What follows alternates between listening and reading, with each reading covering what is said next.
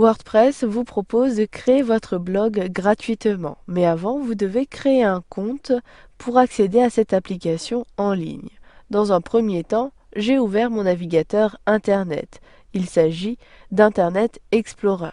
Je suis sur ma page d'accueil, google.fr, et sur ce moteur de recherche, je saisis WordPress dans la barre de recherche. Je clique, puis à l'aide de mon clavier, j'entre WordPress. Puis j'appuie sur la touche Entrée de mon clavier. Sur la liste des résultats, sélectionnez la page française de WordPress avec le titre Créer un blog gratuit. Une fois sur la page de WordPress, cliquez sur Commencer ici dans le volet de gauche, où vous pouvez également cliquer sur S'enregistrer situé dans la barre de connexion en haut de la page. Je souhaite ici cliquer sur Commencer ici. Vous accédez à une nouvelle page, vous devez compléter le formulaire de cette page. Ici, dans la première zone de saisie, il s'agit de l'adresse de votre blog. Cette adresse se termine obligatoirement par .wordpress.com. Saisissez l'adresse de votre blog, donc il peut s'agir du nom de votre entreprise, de votre passion ou encore votre nom et prénom. Je saisis ici Omotique. Puis, WordPress vérifie la disponibilité du domaine que vous avez saisi. Malheureusement, ici pour Omotique, le blog existe déjà.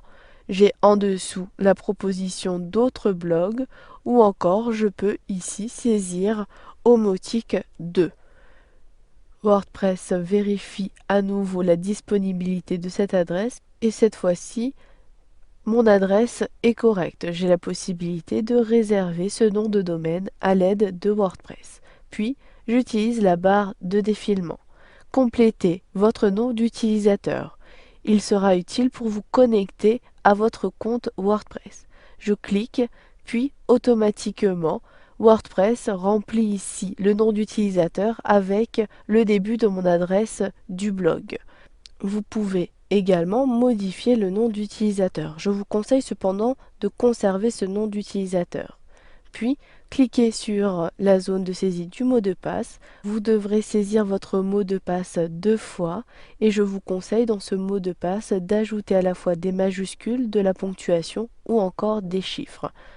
Je saisis donc le mot de passe, puis j'appuie sur la touche tabulation de mon clavier pour le saisir une seconde fois. Dans la zone de droite, vous avez ici un indicateur de la sécurité de votre mot de passe.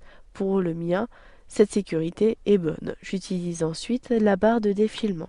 Complétez ici l'adresse électronique que vous utilisez. Mais attention, vous devrez activer votre compte depuis cette adresse email. Donc faites attention lorsque vous remplissez ce champ. Ici, je saisis l'adresse Rousseau 625@gmail.com. Ensuite, je clique ici sur la langue et par défaut il s'agit d'une langue française. Mais si vous souhaitez avoir une langue anglaise, cliquez sur le menu déroulant, puis sélectionnez votre langue. Les langues sont ici classées par ordre alphabétique. Je clique à l'extérieur pour valider français. Vous avez deux possibilités pour créer votre blog.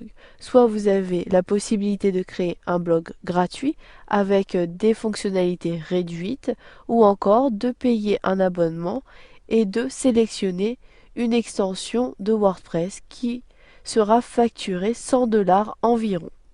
Ici, je souhaite uniquement avoir mon blog gratuitement, mais si vous souhaitez avoir un nom de domaine personnalisé, c'est-à-dire qui ne se terminera pas par .wordpress.com, sélectionnez l'extension située dans la colonne de gauche. Ici, je clique sur Créer le blog.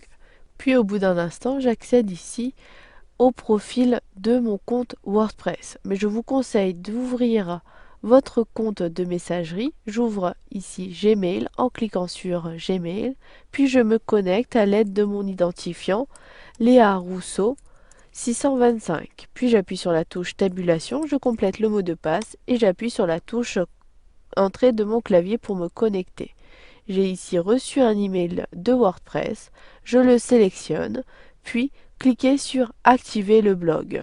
Cela vous dirige vers une page de WordPress et au bout d'un instant, vous accédez ici aux options de personnalisation de votre blog. Vous pourrez par la suite modifier ces options au fur et à mesure de votre création de blog. J'utilise la barre de défilement et je peux avoir la visibilité des thèmes proposés par WordPress. Vous verrez ici, par exemple pour le thème Chalk, que celui-ci est payant. Il coûte 68 $. Mais vous avez des thèmes gratuits ici tels que Forever ou encore Manifest. Cependant, si vous ne souhaitez pas utiliser un thème proposé, vous pouvez conserver le thème par défaut de WordPress. Je clique sur ce lien pour valider le thème par défaut. Au bout d'un instant, j'accède comme cela au tableau de bord et donc à l'administration de mon blog.